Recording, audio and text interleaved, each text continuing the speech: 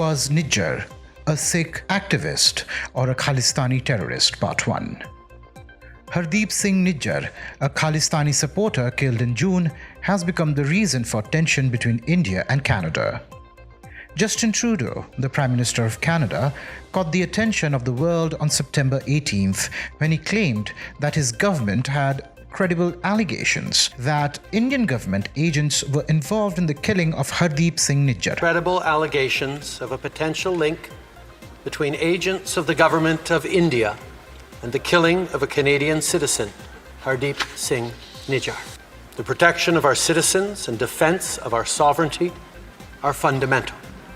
Our top priorities have therefore been: 1, that our law enforcement and security agencies ensure the continued safety of all Canadians, and 2, that all steps be taken to hold perpetrators of this murder to account. Canada has declared its deep concerns to the top intelligence and security officials of the Indian government. The Sikh separatist was killed outside a cultural centre in Surrey, British Columbia. The claims by Trudeau have created tensions between India and Canadian governments. While various Sikh organizations call Nijjar a human rights activist, the Indian government has identified him as a terrorist involved with the Khalistani movement. The Canadian government seeks cooperation from the Indian government in the investigation process, but India has denied its involvement in the killing. New Delhi has called the allegations absurd. Nijjar was a member of a movement that wanted an independent Sikh homeland called Khalistan. Nijjar was organizing an unofficial referendum with the support of Sikh for Justice, an organization with a Sikh majority. In addition to being the president of a Gurudwara, a Sikh temple in Vancouver, Nijjar owned a plumbing business.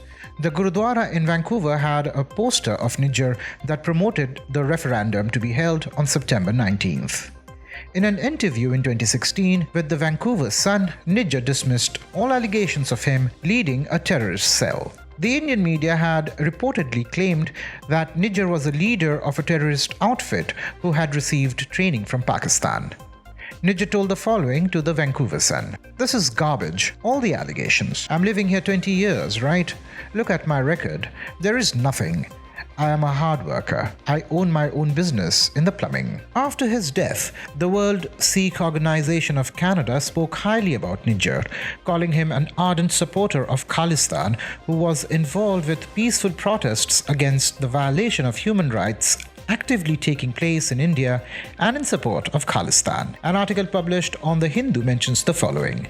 In 2016, Indian media reported that Nijjar was suspected of masterminding a bombing in the Sikh-majority state of Punjab and training terrorists in a small city southeast of Vancouver. He denied the allegations. In the next episode, we will focus more on Nijjar and briefly touch upon the Sikh independence movement that shook India in the 1970s and 80s. How did you find this information? Please mention this in the comments section.